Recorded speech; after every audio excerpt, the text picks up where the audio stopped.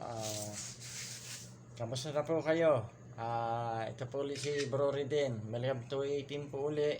Matagal po tayong hindi nagkita-kita dahil marami po tayong inaasikaso.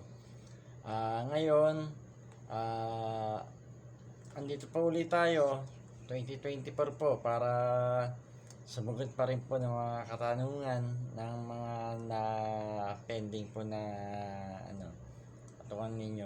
Kaso nga lang, hindi po natin masasabay-sabay kagad. Unahin ko po muna si Antoinette po ng Bacolod. Ang tanong po niya, yung raw po, kung sino raw po yung nakaimbento ng pera. wala wala nga akong pera malay ko ba dyan? Hindi, po, ganito lang po yan. Dati po kasi, nung unang panahon po, ang uso po talaga is yung palitan lang po ng kalakal. Kalakal. Oo. Halimbawa po, meron kayo saging, papalit ng kamote, parang ganun po. Pero may mas mapapaliwanag po. Si Bro Jeric po ng 18 din po para mas lalo po kayo maunawa.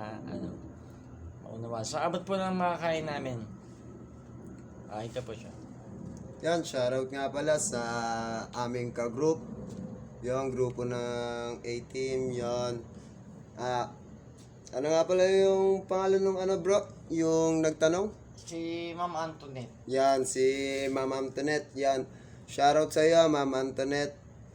Yan. Yung tanong mo na kung sinong lumika ng pera ay si isang hari ang isang hari ang nag-imbento ng pera na yon.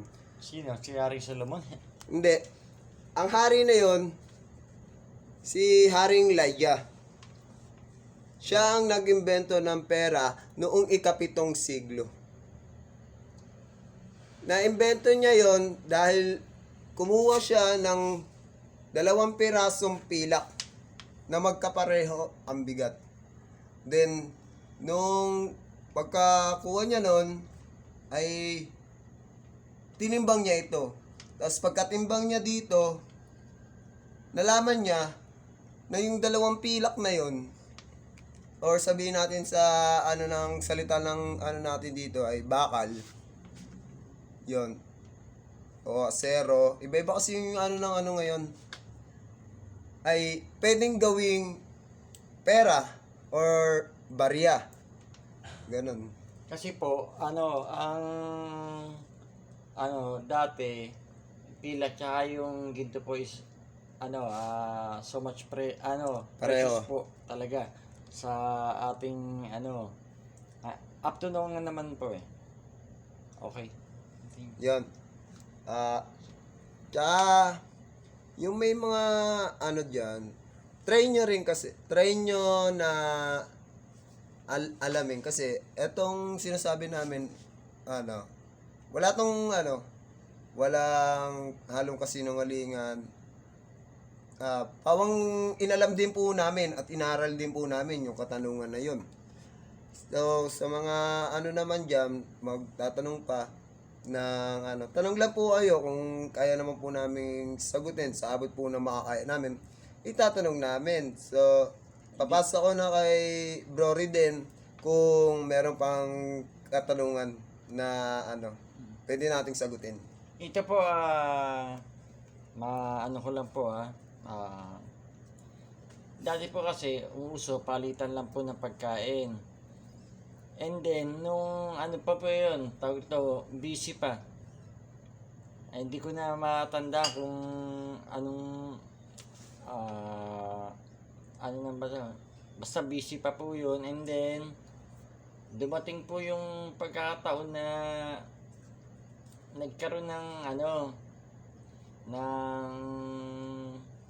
Yun nga po, yung ginto, yung pilak niya, sinasabi niya na nalaman ng tao na may halaga po. Kaya, yun, ni haring ano ba yun? Elijah. Oh, Elijah raw. Ako, isa lang kilala kong hari, Haring Solomon lang.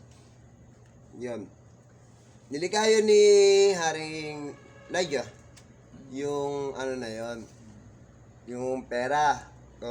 So sa nagtanong, sana malaking bagay sa'yo or malaking sa'yo yung tulong yung naisagot namin. Tiwala ka lang. Kung tinatanong mo yan para sa iyong pag-aaral, yon, good luck sa'yo. Sana ma-perfect mo yung kung tanong din yan sa pag-aaral nyo. Kaya, yung sagot ko ay sure. Sure yon kahit i-research nyo pa, kahit i-ano nyo pa, o kaya balik-balik ta rin nyo man yung mga sa libro. Tulong yon para sa dahil yung hari na si Haring Elijah ay siya talaga ang nakalikha ng pera sa pamamagitan ng 2 pilak. Ayun po, hindi man po kumpleto yung naging namin, sagot sa'yo, Miss Antoinette ng Bacolod. At least po nakapagbigay po kami ng ng kaalaman tungkol doon. Tsaka shoutout po sa lahat ng mga 18 po dyan na ewan ko na po, na-miss nyo ako. Pero ito pa rin po, si Bro Reden po. Tsaka si Bro Jeric po. Wala pa kami masasabi kundi tulad po ng dati, kung may katanungan po kayo, pili po namin sasagutin sa abot ng makakaya namin. Yun. Paalala lang po, wag na wag po tayong magtatanong na mga kabastusan or below the belt dahil po hindi lang po matanda or bata ang nanonood dito. Syempre po meron din po talaga na mas bata pa. Opo, tama po yun. Yun lang po, maraming salamat. Katulad po ng dati, God bless us all po. Tsaka, tawag dito, ingat po palagi. 18 po. Thank you po. Thank you.